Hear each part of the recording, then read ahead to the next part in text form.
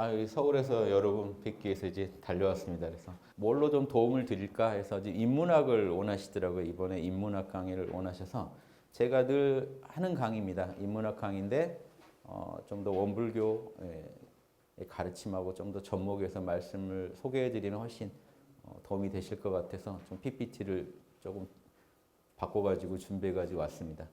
이 PPT로 지난번에 수원교구청에서 수녀님들 전국 수녀연합 150명 모이신 자리에서 했더니 너무 또 공감해 주시더라고요. 그래서 저는 느끼는 게 양심 안에서 모든 종교가 하나가 되기를 바라는 마음으로 강의를 합니다. 그래서 이런 관점에서 잘 이해해 주시면 제가 이렇게 양심이라고 이렇게 설명드리는 것을 또 원불교 입장에서는 공적영지라고 이해해 주시고 이론상 법신불 자리라고 이해해 주시면 좋겠고요. 제가 이제 이렇게 다양한 용어로도 제가 또 유튜브에 강의를 찍어서 올립니다만 이제 양심으로 제가 계속해서 하나로 통일해서 말씀드리는 이유는 그래야 제일 보편적으로 많은 사람들이 쉽게 그 자리를 이해하는 것 같아서 양심 이렇게 말씀드립니다. 그래서 제가 강의 중에 양심 이런 자리는 우리가 일반적으로 말하는 후천적 양심이 아니라 양심의 근원 자리, 모든 도덕의 근원 자리로서의 양심을 말씀드리는 겁니다. 원래 맹자가 동양에서 처음 양심이란 말을 썼습니다. 그때 그 양심이 지칭하는 바가 인간의 본심을 말하는 거였기 때문에 그 자리가 분명히 우리의 어떤 근원 자리, 참나 자리인데 그리고 조선시대 500년간 선비들이 양심을 얘기할 때 이렇게 얘기했습니다. 양심은 뭐냐? 허령지각, 텅 비어서 신령하게 알아차리는 자리. 선비들이 다 그렇게 이해했습니다. 왜냐? 주자가 그렇게 풀었거든요.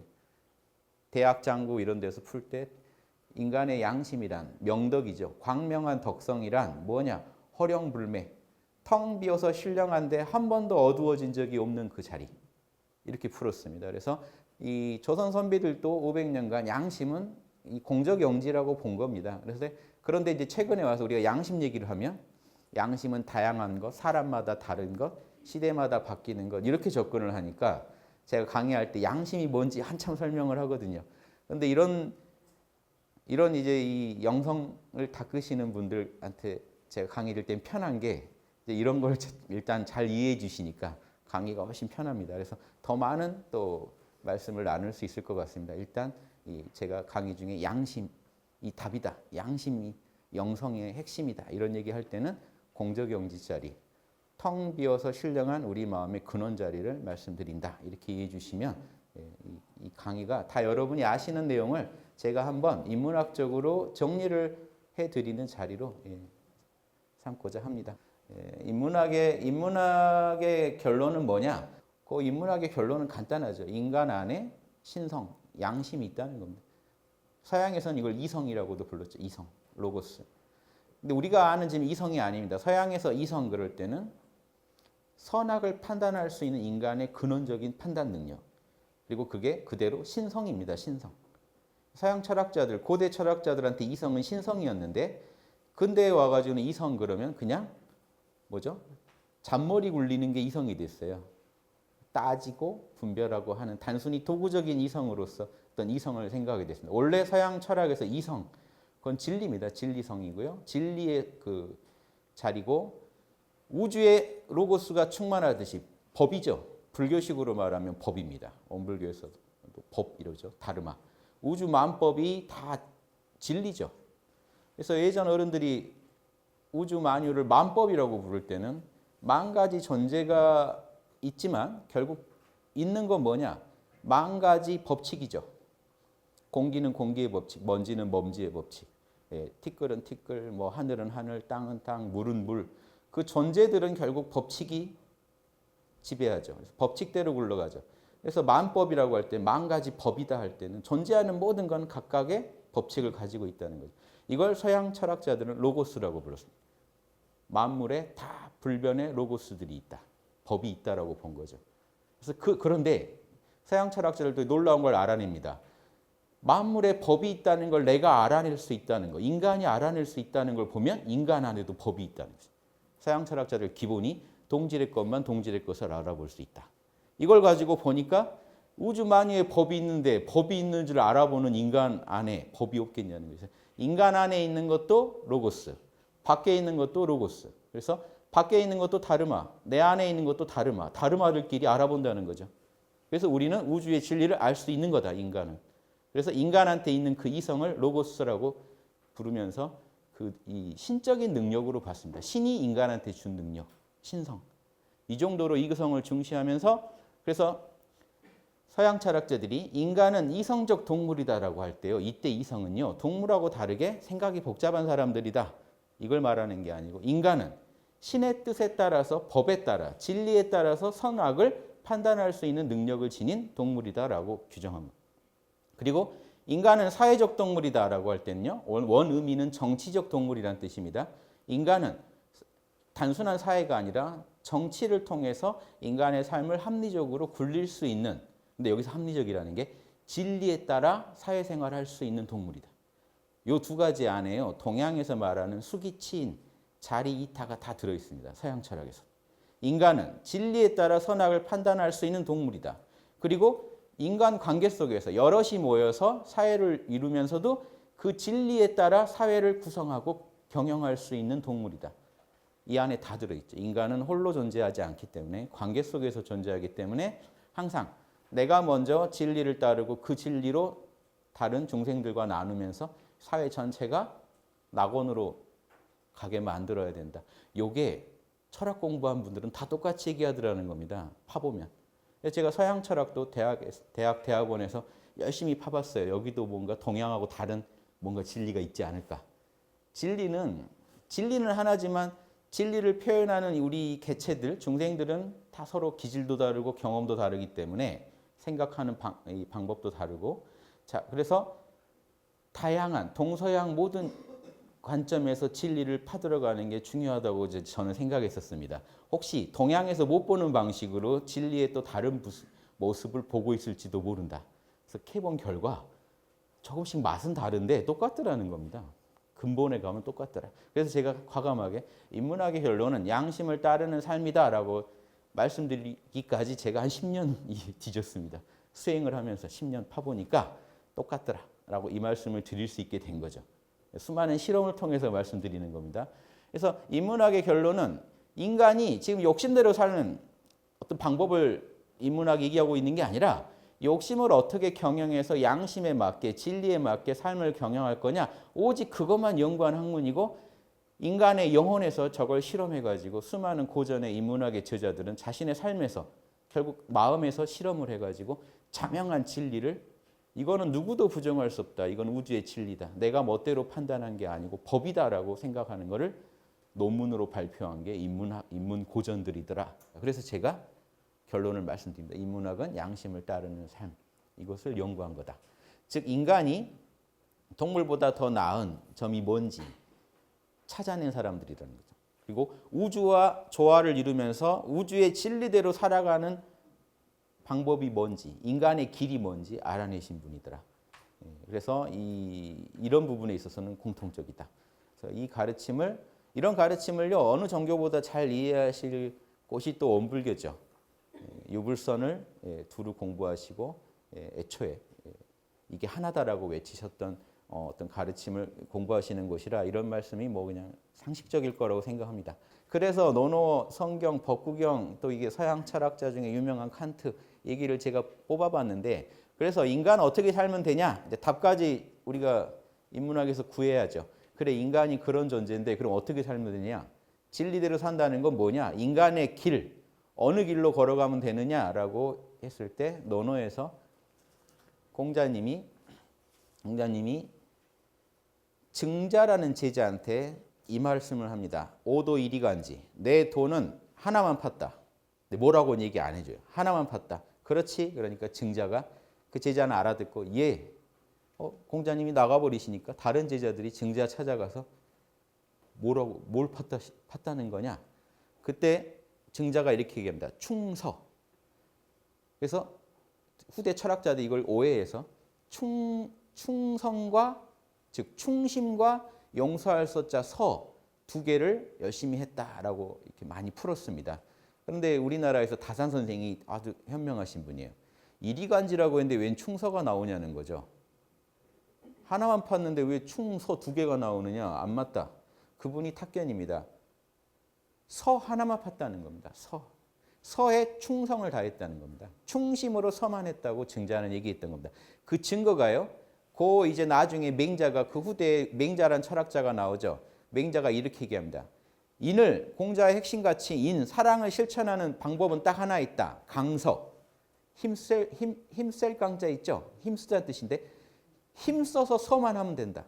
즉 충서를 강서로 바꿔서 표현합니다. 그러면 공통은 서죠. 그래서 다산 선생 말이 맞구나 하는 걸 제가 이제 경전을 뒤져보다가 서 하나만 팠다는 겁니다. 근데 이게 너무 지당한 얘기예요. 왜냐? 그 다음에 자공이라는 똑똑한 제자가 공자한테 캐요. 공자 정보를 캐려고 공자가 평생 추구했던 그 하나가 뭔지 알려고 물어봅니다. 질문을 잘해요. 선생님이 한마디 말만 해주시면 제가 죽을 때까지 그것만 지킬게요. 뭐 할까요? 하니까 공자님이 서만 해라 그래요. 서. 그래서 풀어줍니다. 여러분 잘 아시는 기소부력 물시여인. 너가 당해서 싫은 거는 남한테 하지 마라. 너가 당하기 싫은 거 남한테 하지 마라. 요거 하나만 나는 평생 팠다라고 얘기하신 거예요. 그러니까 논어는요. 저구절만 아시면 논어를 다 아시는 겁니다. 이해되시죠? 이게 공자라는 성인이 평생을 뭘 팠느냐? 양심만 팠다고 얘기하는 거예요. 왜? 욕심은요. 내가 당해서 싫은 것도 남한테 하고 싶죠. 당장 나한테 이득이면. 욕심은 인간의 욕심은 호리피해의 마음이라고 합니다. 이익은 좋아하고 손해는 싫어하는 마음. 즉 나한테 기준이 나죠. 근데 양심은 다릅니다. 양심도 똑같이 호리피해인데 기준이 모두예요. 인류 모두에게 도움이 되면 좋아하고 인류 모두에게 손해가 되면 싫어합니다. 그럼 요거를 호리피해라고 말하기 힘드니까 이거를 예전에 철학자들이 호선오악이라고 불렀습니다. 선을 좋아하고 악을 미워한다. 선은 모두가 행복해지는 거, 악은 모두가 불행해지는 거니까 기준이 모두가 되면요. 호리피해가 변해버립니다. 질적으로.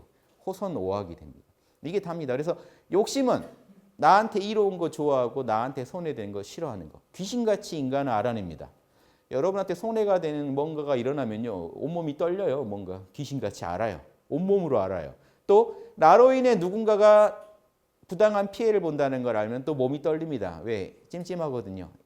귀신같이 양심이 신호를 보냅니다. 너 잘못하고 있다. 그래서 양심과 욕심은 둘 다 인간은 갖고 있는 거고 이 중에 하나를 없애자는 게 아니라 서태산 대종사께서도 희노애락을 없애자고 안 하시죠. 경영하라고 하죠. 경영하라가 예전 이 철학자들의 화두였습니다. 어떻게 욕심을 경영할 거냐. 양심으로. 그래서 제가 항상 모토로 주장하는 게 양심 51% 세상을 만듭시다. 그러면 낙원입니다. 그러니까 욕심 세력을 없애자는 게 아니라 양심이 헤게모니만 잡으면 그 마음은 평화고 그 나라도 평화고. 반대로 욕심이 헤게모니를 잡으면 양심 세력들이 고생하고 선량한 사람들이 핍박받는. 소수가 재미 보자고 다수가 필요. 그래서 이 논어에 나오는 소인배를요. 저는 소시오패스라고 설명드립니다. 군자는 양심 전문가 보살들이고요. 결국 인류 역사는 보살과 소시오패스의 싸움입니다. 소시오패스는 욕심 전문가죠. 나 하나 살기 위해서 남들에게 부당한 일을 얼마든지 할 수 있는 사람과 내가 당하기 싫은 일은 절대로 남에게 못하는 이 군자가 서로 힘겨루게 해서 군자가 우세하면 낙원이 펼쳐지고요. 태평성대가 오고 소인배가 우세하면 반드시 난세가 옵니다. 역사는 그게 다예요. 제가 학부는 역사학과 나오고 대학원은 철학과로 갔는데 역사학과에서 제가 배운 건 그게 다예요. 난세는 반드시 이유가 있습니다. 난세가 펼쳐질 때는. 윗사람이 소시오패스일 때 펼쳐져요. 그래서 윗사람이 자기 위주로 국민들을 착취하기 시작할 때 난세가 오고 윗사람이 국민들이 좀 쉬라고 해도 안 쉬고 고생하면서 계속 내가 국민이라면 리더가 이렇게 하는 거 싫어할 것 같다 하면 계속 그거를 노력하다가 세종대왕이 시력을 잃었습니다. 한글 만들고 시력을 잃어가면서 한글을 만듭니다. 이게 차이죠. 이순신 장군이 그 핍박을 받으면서도 거북선 만들고 백의종군 해가면서 국민을 위해서 일합니다. 요 차이. 이게 그냥 역사의 결국 핵심이고 철학도 결국은 연결되니까 인간이 어떤 길을 걸어야 오르냐? 양심을 항상 더욱 위주로 하면 된다. 이게 조선 500년간 선비들이 공부한 것도요. 사단 칠정론 그러죠. 별거 아닙니다. 사단은 양심이고 칠정은 욕심이라 어떻게 양심이 욕심을 경영하게 할 거냐. 그게 우리 내면에서 실험을 하지 않으면 철학자들이 보살들이 실험을 하지 않으면 나라에서 어떻게 그거를 구현하겠는가. 다 이 관점입니다. 그래서 자리 이타. 내 안에서 양심이 승리할 때 사회에서도 양심이 승리하게 만들 수 있는 힘이 생긴다. 그 힘을 가진 이들이 보살이다. 선비다. 군자다. 철인이다. 그래서 이게 이제 가장 본질이라고 봅니다. 그래서 공자께서 이런 공부를 안 하신 게 아니라 수많은 경전을 보셨는데 자공은 이해가 안 되죠. 이런 질문도 있습니다. 선생님 지식을 많이 얻으셔서 저렇게 박학다식한 거 아닙니까? 근데 공자님이 이렇게 얘기합니다. 아니다. 거기서 또 나옵니다. 나는 이리간지했다. 나는 한 놈만 팠다. 이 자공이란 제자가 또 멘붕이 오겠죠. 뭔 소리야? 모르시는 게 없는 분인데 그분 본인은 뭐라고 하는 거죠? 나는 내 양심에서 자명하다고 하는 것만 옳다고 하고 양심에 걸리는 거는 거부하면서 평생을 양심의 신호에 따라 살았을 뿐이라는 겁니다. 진리가 인도하는 대로 살았지. 그러다 보니까 많은 지식을 갖게 된 거지. 지식을 많이 내가 알아가지고 그 양심 전문가가 된 게 아니라는 거예요. 이 얘기를 해줍니다. 이런데 이 얘기랑 너무 잘 연결되는 또 인문학적 가르침이요. 소크라테스의 변론을 보면요. 소크라테스가 이렇게 얘기합니다. 자기는 어려서부터 내면에 다이몬이 있더래요. 내면에 있는 신성입니다. 소크라테스 시대면요. 밖에 있는 이제 여기 원불교에서 이제 비로자나불, 법신불이라고 하는 불교에서 비로자나불, 원불교에서 법신불이라고 하는 이 우주적인 법신 자리, 이 자리는요. 그리스 철학자들은 제우스 신이라고 불렀어요. 제우스라고 불렀어요.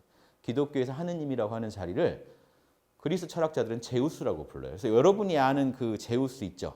맨 부녀자 납치하고 그 제우스가 아니고, 그러니까 그거는 이제 뭐죠? 왜곡된 너무 에고가 인간의 욕심을 가지고 우리가 투영해서 보는 신이고, 철학자들도 제우스라고 불렀어요. 근데 그때는 의미가 다릅니다. 오직 제우스가 제시하신 이성의 길에 따라 우리가 살겠습니다고 기도를 늘 올려요. 이 기도문들이요. 나중에 기독교에 그대로 차용돼서 쓰여요. 실제로. 그러니까 제우스를 그냥 여호와로만 바꾸면 다 말이 됐을 정도로 철학자들이 생각하는 제우스는요. 벌써 이제 수준이 높은 철학적 근거를 가지고 얘기한 겁니다. 그래서 밖에는 제우스, 내 안에 있는 신성을 다이몬이라고 불렀습니다. 그러니까 내 마음 안에 들어와 있는 신성. 근데 소크라테스가 이런 얘기를 합니다. 어려서부터 이상하게 다이몬이 자기 안에서, 그러니까 자기 안에 양심의 작용이죠. 뭔가 하려고 하면 하지 마라는 신호를 보낸다는 겁니다. 위대한 성인이 어떻게 탄생했는지가 나옵니다. 어려서부터 양심에 찔리는 걸 안 하다가 성인이 된 거예요. 찔리는 건 안 하고 안 찔리는 걸 하다 보니까 소크라테스가 뭘 연구하게 됐느냐. 왜 다이몬이 이건 하라고 하고 이건 하지 말라고 할까를 연구하기 시작했어요. 그래서 뭘 연구했냐? 선이 뭐고 악이 뭔지를 연구했습니다. 그걸 파다 보니까 우주의 뜻을 이해하게 된 거예요. 법신불의 뜻을 이해하게 된 거예요. 이거는 선이니까 반드시 하고 요건 악이니까 반드시 하지 말라는 명령을 선명하게 이해한 분들이 인류에서 성인 소리 들었습니다. 4대 성인들이 다 똑같아요. 그 소리 들으신 분이에요. 예민하게. 이걸 요즘식으로 말하면 영성지능이 높은 거죠. 다른 지능이 아니고 그런 영성의 지능. 즉 우주랑 소통하는 지능입니다. 사실은. 법신불과 소통하는 지능이죠. 이게 영성이 떨어진다는 게 별게 아니라 법신불하고 소통이 안 돼요. 여기서 하지 말라고 신호 보내는 걸 꼭 하고 하라는 건 절대 안 하고 이러다 보면 소시오패스가 되는 거예요. 거기서 그 길로 더욱 매진하면 소시오패스가 되는 거예요. 중생들은 보통 양쪽 다 매진을 잘 안 하기 때문에 이랬다 저랬다 하는데 한쪽으로 일방적으로 더 힘을 쓰기 시작하면 한쪽은 소시오패스, 한쪽은 불보살이 기다리고 있는 거죠. 그래서 우리가 인간의 실존이 참 살기 어렵다. 그냥 살게 해놨으면 좋은데요. 개나 돼지나 소처럼 그냥 살게 해놨으면 좋은데 노력을 안 하면 퇴보하고 잘못된 길로 가게.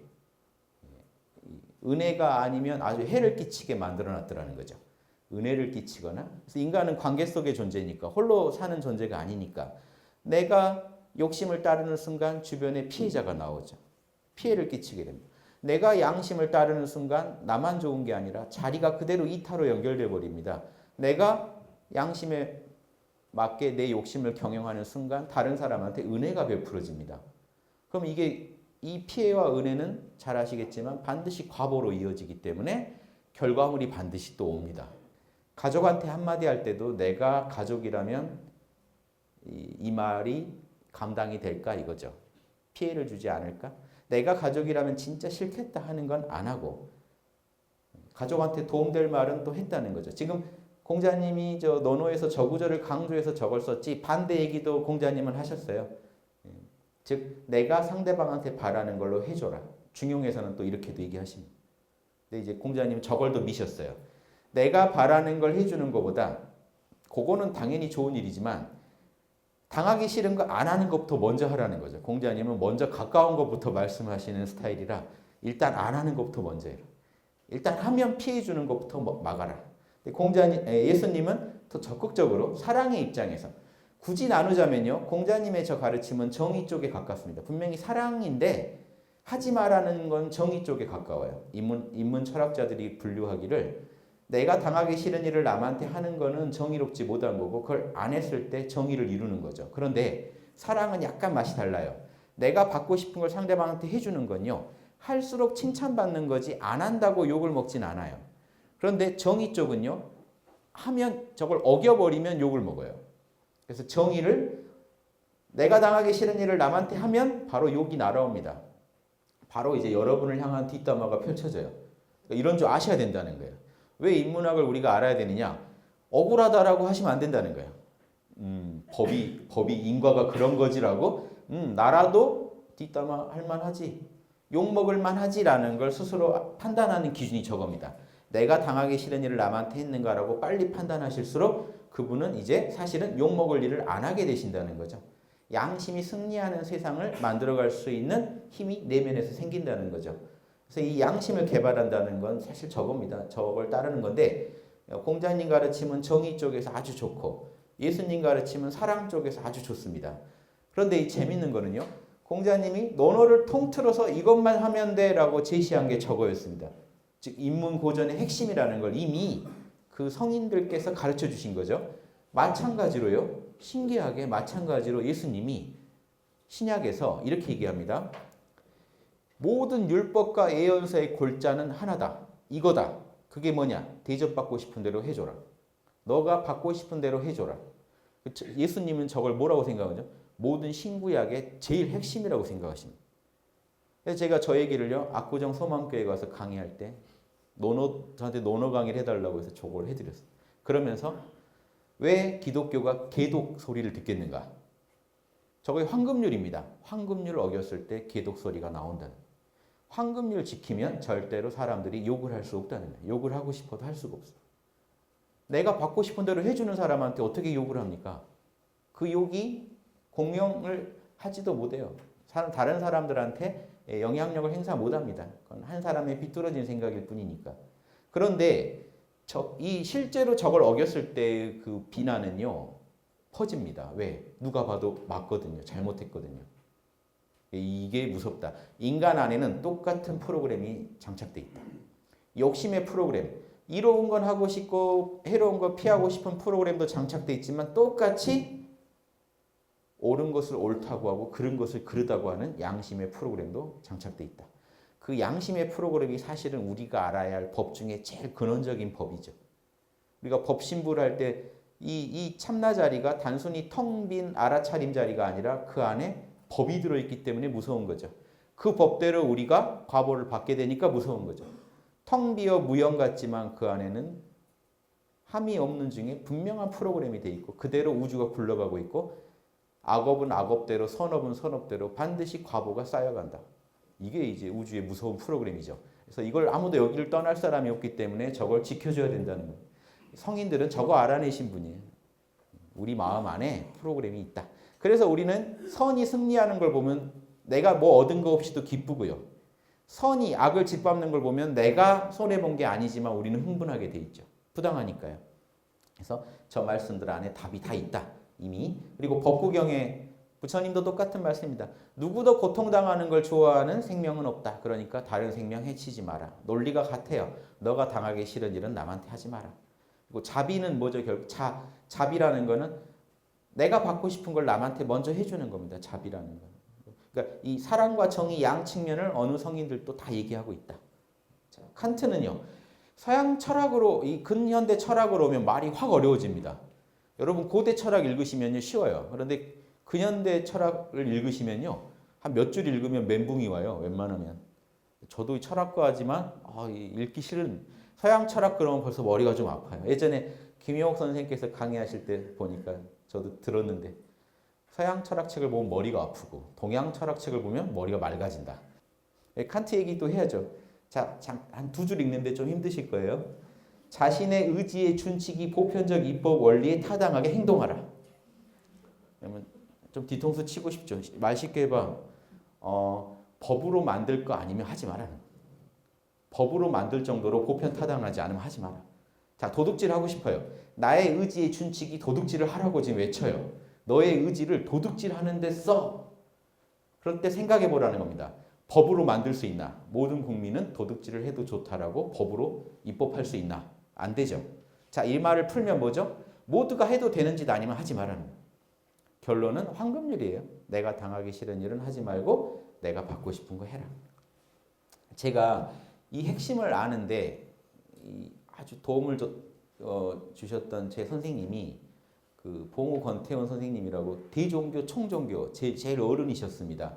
그때 그 뭐가 저를 이 길로 들어서는데 큰 힘이 주셨냐면요, 아이디어와 개천절 특집에서 이분이 이제 대종교 제일 수장이니까 홍익인간이 뭡니까? 라고 물어보는데 홍익인간은 남을 나처럼 생각하고 사랑해서 내가 받고 싶은 건 남한테 해주고 내가 당하기 싫은 일은 안 해주는 겁니다. 그게 인간을 이롭게 하는 방법입니다. 이렇게 얘기하시는 거예요. 이건 딱 공식입니다. 개천절 특집 TV에서 그렇게 얘기하셨어요. 이게 딱 박혔는데 보니까 그분이 꼭 이렇게 얘기하시더라고요. 옛날 공자님께서 다 밝혀놓으신 거다. 4대 성인들이 다 이거 밝혀놓으신 거다. 그래서 진짜 뒤져보니까 서양 철학자들도 결국 이 4대 성인들을 추계시대, 인간이 한번 예전에 일종의 개벽입니다. 아주 큰 개벽은 아니어도 인간이 한번 개벽될 때, 인류 문명이 업그레이드 될 때 이 성인들이 나와서 뭘 가르쳐줬냐? 핵심이 저거밖에 안 가르쳐줬어요. 그러니까 인간들이요, 저걸 감당 못해서 힘들었던 겁니다. 그래서 추계시대, 즉 한 2000년 전에 성인들이 전 세계에 동시다발적으로 나타났어요. 근데 다 똑같은 것만 가르쳐줍니다. 너가 당하기 싫은 건 남한테 하지 마. 이게 결국 인간의 길의 핵심이더라는 거죠. 인류가 그 가르침 받고 그나마 좀 나아진 거예요.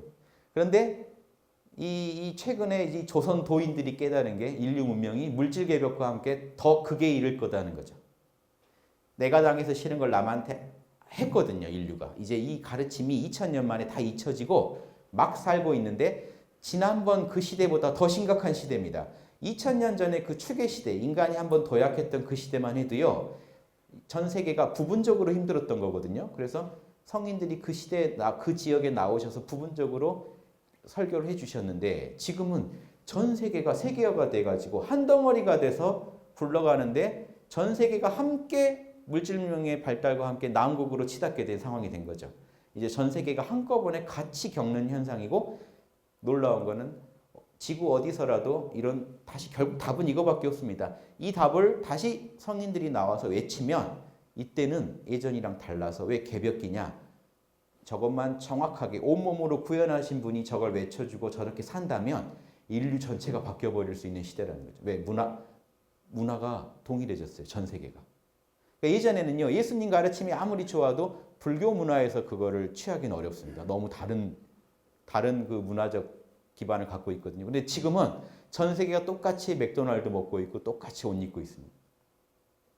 한류 똑같이 즐겨주죠, 전 세계가.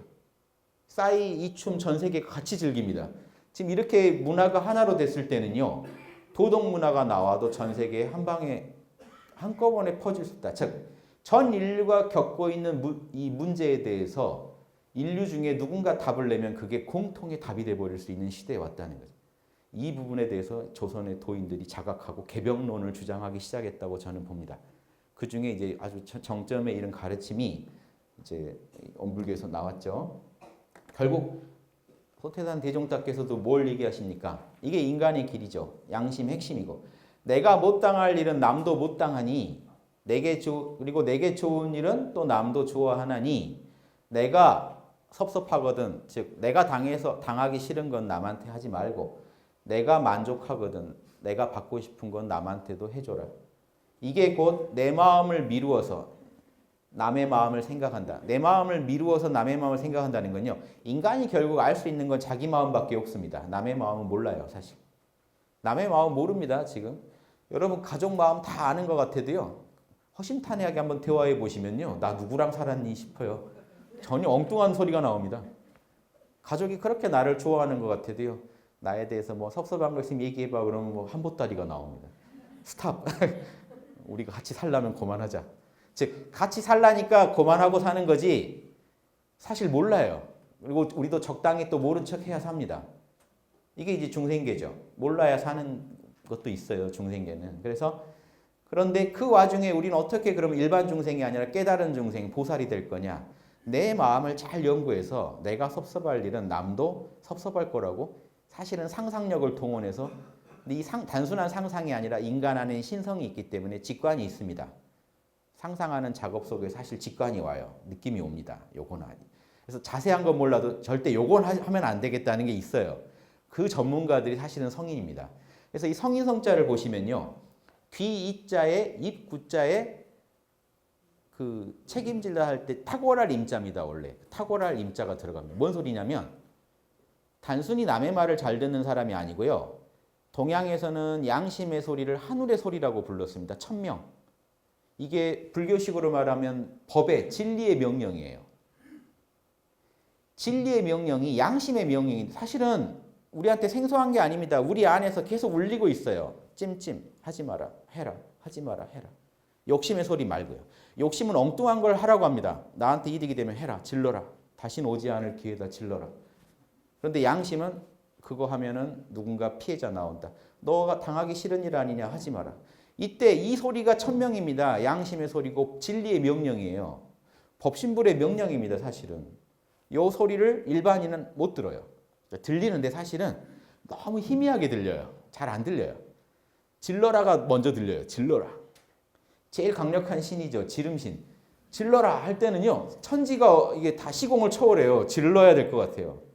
지르고 나면 또 바로 후회가 밀려오는 일도 많지만 자, 욕심이 하나로 모일 때는 지름신으로 작용합니다. 사실은. 근데 그게 양심의 소리냐 이거죠. 사실 양심이 질러라 할 때 우리는 무시해요. 뭐 그렇게까지 내가 할 필요가 있나요? 그런데 성인들은 뭐냐? 그 천명, 그 미세한 소리를 귀자가 잘 듣는다는 거예요. 정확히 듣고 입구자는 뭐죠? 남한테 설명까지 해줘요. 못 듣는 사람들한테 설명까지 해줍니다. 귀자는 지혜를 상징하고 입구자는 자비를 상징합니다. 자리 이타. 정확히 듣고 남한테 설명까지 해줍니다. 탁월할 임자는 그런 사람 중에 제일 탁월한 사람. 양심의 소리를 다른 말로 하면 양심의 소리를 잘 듣고 남한테 설명해 주는데 탁월한 사람을 동양에서 성인 그랬습니다. 성인. 그래서 중용에 뭐라고 성인을 설명했냐면요. 불사이득 불면이중 우리말로 할게요. 고민을 하지 않아도 뭐가 선인지 금방 알고 사리 연구가 잘 돼 있어서 고민하지 않아도 선악이 바로 판정돼요. 성인이 되시려면 불면이중. 그런데 선악이 뭔지 아는데 선은 하고 악은 안 해야 되잖아요. 작업치사를 해야 되는데 하기 싫은 거예요. 선은 하기 싫고 악은 하고 싶고. 자, 불면이중이라는 건요. 힘쓰지 않아도 힘쓸 면자거든요. 힘쓰지 않아도 그냥 중도에 딱 맞다는 건 그냥 선은 하고 있고 이미 악은 안 하고 있어요. 자, 동양의 성인상 아시겠죠? 동양의 성인상은 고민하지 않아도 이미 사리 연구가 익을 대로 익어서 선악이 그냥 판정되고 실천력이 이미 익을 대로 익어서 그냥 하고 있는 거예요. 옳다는 걸 알면 이미 하고 있고 그르다는 걸 알면 이미 안 하고 있는 경지. 결국 양심 그대로 살아가는 존재를 동양에서 성인 그랬습니다. 성인. 사람이 어린애 우물에 빠질 때 놀래는 마음 이게 양심이다 이렇게 맹자가 얘기해 주는 게요. 양심을 되게 쉽게 설명하셨죠. 왜 그랬냐면요. 당시 사람들이 나한테 양심이 없다고 생각한 거예요. 난 양심 없습니다. 인간한테 무슨 양심이 있나요? 근데 성선설을 주장하신 분이잖아요. 아니야, 네 안에 양심이 있어. 이 얘기를 하셔야 되는 입장에서 너가 아무리 평생을 악하게 살았더라도 남 생각 안 하고 살았더라도 어린아이가 우물에 빠지는 거 보면 놀래 안 놀래 이겁니다. 놀래요. 세월호 물에 빠졌다고 하면 놀래요 안 놀래요? 놀래요. 그분들하고 내가 아는 사이가 아닌데 놀래요. 근데 왜 놀래냐는 거죠. 맹자가. 깜짝 놀래야 그 우물에 빠진 아이 부모랑 친해질까 봐 놀래냐 아니면 동네 친구들한테 아유 저 사람 안 놀래더라 하고 욕먹을까 봐 놀래냐 아니면 칭찬받고 싶어서 놀래냐 이거죠. 그런 거 아니지 않냐 그냥 놀래지 않냐 이거죠. 남이 나 같아서 놀래버려요. 순간적으로 자타 이려가 나타난 거라는 겁니다. 맹자가 그 얘기를 해주는 거예요. 아무리 평생을 악하게 사는 사람도 욕심대로만 산 사람도 그 안에 양심이 있다는 증거로 측은지심을 저렇게 설명해 준 거. 저게 인류 역사를 바꿉니다. 이 이야기가. 이 이야기 때문에 공자님의 가르침이 사라지려다가 다시 타오른 거예요.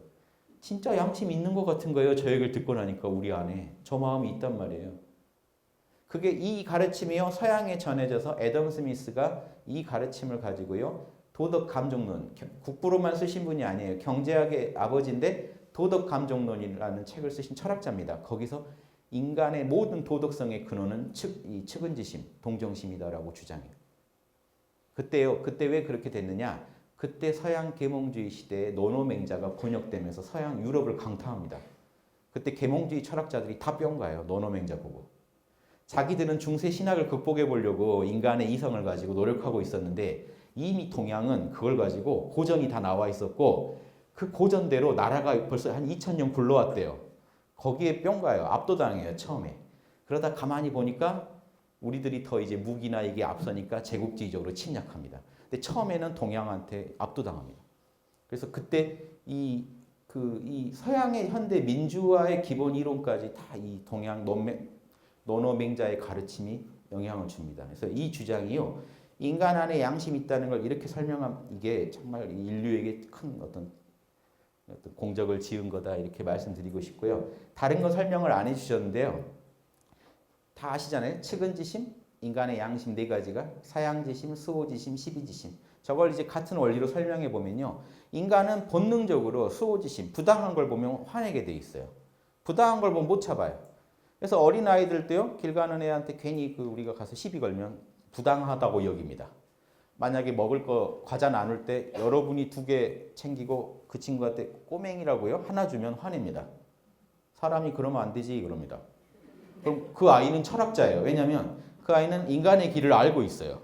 사람의 도리를 이미 알고 있다니까요. 이 사람이. 그건 아니지 그래요. 사람의 도리가 그건 아니지. 이제 물어야 돼요. 그때. 사람의 도리가 무엇이냐. 배워야 됩니다. 무섭죠? 다 알고 있어요. 사실. 사람은 다 알고 있어요. 내면에 공적영지 없는 분이 없기 때문에 사실은 알고 있어요. 근데 자기가 안다는 것도 모르고 있는 거죠. 의식적으로 알고 있진 않아요. 무의식적으로 알고 있어요. 그걸 의식적으로 알게 해주는 작업이 사실은 이런 인문학, 철학, 종교죠. 수행을 통해서 그걸 확인시켜주는 거. 그 자리를 만나게 하고 그 자리의 뜻을 정확히 이해하게 만드는 거. 그래서 결국 이해하고 난 분들이 주장하는 게 결국 인간의 양심은 저 네 가지들라는 겁니다. 핵심이. 그래서 나와 보세요. 내가 받고 싶은 걸 남한테 해주는 사랑의 마음이 측은지심 아닙니까 결국? 수호지심은 결국 뭡니까? 내가 당하기 싫은 거 남한테 하면 안 된다는 마음이 사실은 수호지심입니다. 그래서 내가 혹시 죄를 안 짓더라도 남이 어떤 사람한테 죄를 짓는 걸 보면 같이 열받게 됩니다. 나와 남이 없기 때문에. 사랑은 기본으로 깔려있기 때문에 남이 나처럼 느껴지면서 자 세월호 물에 빠져서 너무 슬퍼서 잠이 안 온다. 측은지심입니다. 그런데 그렇게 상황을 만든 그 부당한 그 권력자들한테 화가 난다. 그런 일을 저지른 또 악덕 기업인들한테 화가 난다. 수호지심입니다. 나랑 상관이 없는데. 사랑이 기본적으로 나와 남이 둘이 아니라는 게 깔려있기 때문에 남한테 일어난 부당한 일도 내가 못 참아요. 이게 수호지심이에요. 부끄럽고 믿고 그래요. 사양지심.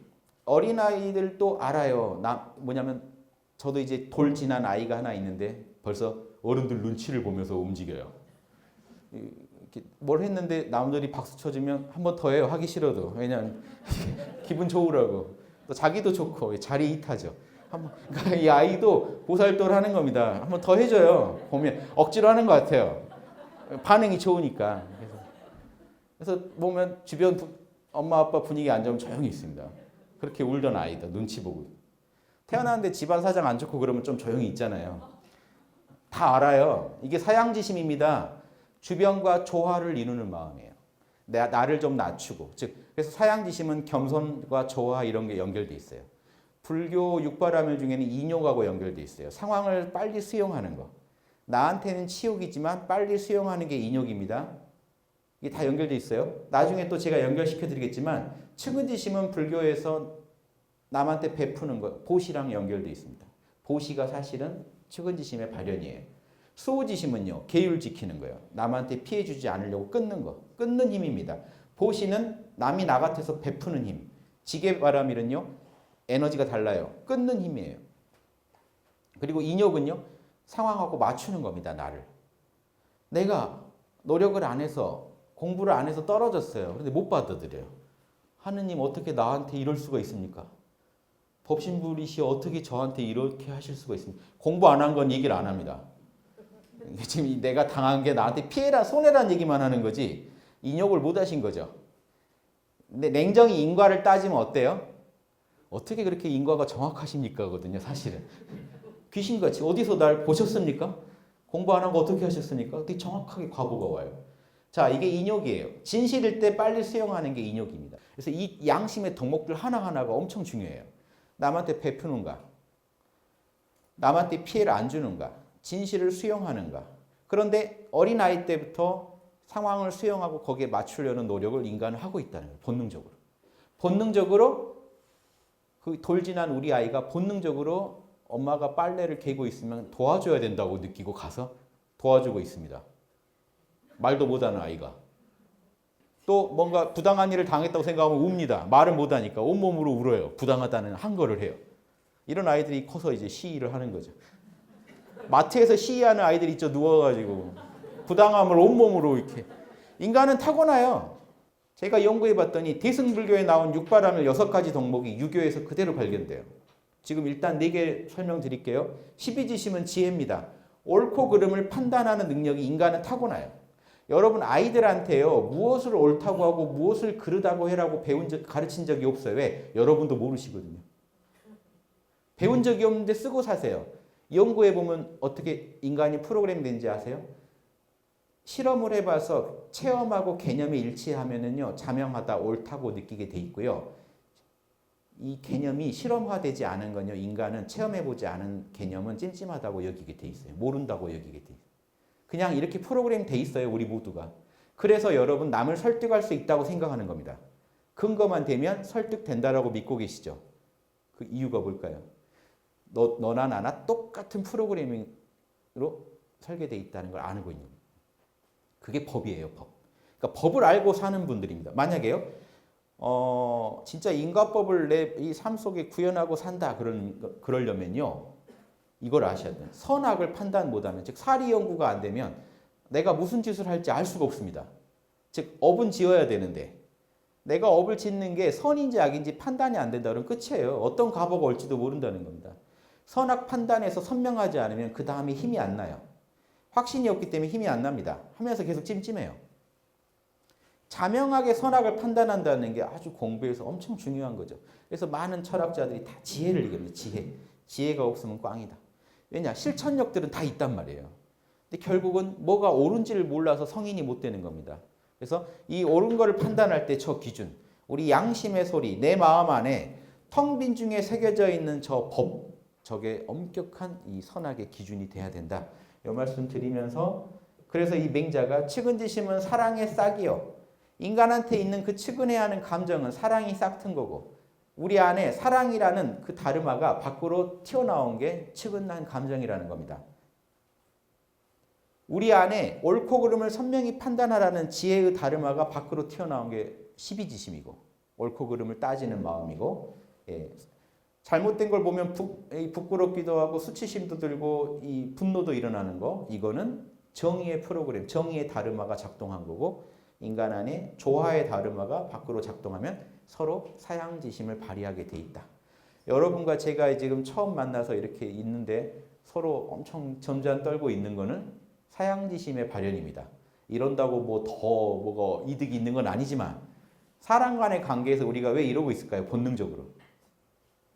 상대방과 조화를 이루어야 된다는 무의식적인 강박이 있어요. 그게 여러분 법신불의 명령입니다. 야, 겸손 떨면서 좀 조화 좀 해봐. 상황과 조화를 일으켜. 상대방 입장도 좀 배려해. 상대방한테도 그런 짓 하면 좋겠냐? 피해주지 마. 너 그게 진짜 선이라고 판단하는 거냐? 자명하다고 생각하니? 이 명령이 계속 떨어지고 있어요. 그런데 이거를 다 놓치면서 제가 기독교 가서 이런 강의했습니다. 이걸 다 놓치면서 아버지 뜻을 저에게 얘기해 주세요. 그래요. 이분들이. 양심에서 지금 울리고 있어요. 하지마. 아버지가요. 막 빨간 버튼을 하지마. 막 찜찜찜찜한데 아버지 그러지 마시고 아버지 뜻을 얘기해 주세요. 그러니까 되는 쪽으로 답을 하라는 거죠. 그 답 줄 때까지 계속 아버지한테 땡깡 부리실 거잖아요. 아버지 지금 사정을 잘 모르시는 것 같은데 지금 이게 그럴 일이 아닙니다. 돼야 됩니다. 근데 내면에서는 하지 마. 자, 이 모순이죠. 제가 어떤 목사님이 설교를 하시는 거예요. 어떤 일을 하건 하느님한테 묻고 하라, 아버지한테. 그 말은 정말 저도 공감하는 말인데 거기서 끝나더라고 이야기가. 그럼 뭐가 문제가 있냐면요. 내면의 양심의 소리가 아버지 소리라는 얘기를 안 해주고 끝나버리면요. 이 소리를 안 듣고 어딘가에 계실, 사실 알 수 없어요. 어디 계시는지도 몰라요. 아버지 답을 주세요라고 중요한 일을 결정할 때마다 아버지 답을 주세요 하고 허공에다가 기원하는. 그러다 보면 욕심에 끌려갑니다. 편견과 욕심에. 이럴 때일수록 정신수양, 마음을 잡념을 다 내놓고 깨어서 사리 연구, 어느 게 선인지 악인지 이 원칙, 양심의 원칙에 따라 판정하셔서 옳다 싶은 건 우주가 명령한 거다고 알고 그냥 해버려요. 그래야 업이 지어지죠. 일단 깨어있을 때 빨리 업을 지으셔야 됩니다. 왜냐? 이제 맨정신 돌아오면 하기 싫어지거든요. 그러니까 이게 보살들은 명상을 해서 하기 싫은 일일수록 누군가한테 사과를 해야 돼요. 근데 사과 자존심 때문에 하기 싫잖아요. 모른다 해서 모든 걸 내려놓고 정신을 맑게 해가지고 그때 옳다 싶을 때 빨리 가서 사과하고 나중에 후회하시더라도 하고 나야 업은 지어진 거잖아요. 이 공덕이 돌아옵니다. 이 공덕 받아가지고 또 굴리고 해서 제가 주장하는 영적 재테크의 달인이 되셔야 무한 공덕을 막 창출해내시는 불보살이 되신다는 거죠. 그래서 이 팁들은 아주 중요하고 이 중에 4가지만 나왔는데요. 제가 예전에 원불교 강의할 때 천지팔도 강의할 때 어느 방송에서 요 얘기 드렸는데 제가 다 매칭시켜서 말씀드렸어요. 천지의 도는 조금도 편착심이 없으니 누구를 특별히 애착하지 않으니 그게 측은지심입니다. 남도 나처럼 사랑할 수 있어요. 천지의 도는 공정하니 그리고 순리자연하니 하는 건 수호지심, 정입니다. 지게바라면. 천지의 도는 뭐죠? 이 기흉이나 생사를 그대로 받아들이라고 돼 있죠. 그게 인욕입니다. 사실은. 진실이니까 받아들이는 거예요. 이 참나 차원의 영원한 도의 입장에서 현상계에서 어쩔 수 없는 그 생과 사, 길과 흉 그거를 의연하게 받아들이는 저거는 이 인욕의 영역, 조화의 영역이라고 전 봤고요. 12지심은 천지의 도는 광명하니 사리 연구가 아주 정밀해야 된다. 그 천지의 도에서 빠진 게 있죠. 여기서 지금 안 나온 거. 시종여일하니 성실입니다. 불교의 정진바라밀. 다 들어있어요. 정진. 또 하나 있죠. 선정바라밀. 거기 뭐 있죠? 유념, 무념 항상 깨어있어요. 동정간에 항상 무념. 거기서 무념은 깨어있는 마음이죠. 공적영지의 마음으로 일을 처리하라. 유교에서는 그걸 선비들이 경이라고 그래서 경. 항상 깨어있기. 이니에지 신에서 신 있죠. 여기 이니에지만 있지만 신이 성실함입니다. 늘 성실해서 남한테 신뢰를 주자는 게 이니에지 신이거든요. 그래서 이니에지 신과 경을 합치면 육바라밀이랑 똑같습니다. 그러니까 조선 선비들이 그렇게 그 이니에지 신을 강조하면서도 제일 강조했던 게 경이었어요. 깨어있지 못하면 다 꽝이다. 정신을 못 차리고 있으면, 모으지 못하고 있으면 진리를 알 수도 없고 진리를 구현할 수도 없다. 이런 게 이해가 되시죠? 퇴계 선생이나 율곡 선생이 제일 강조한 게 경공입니다. 경.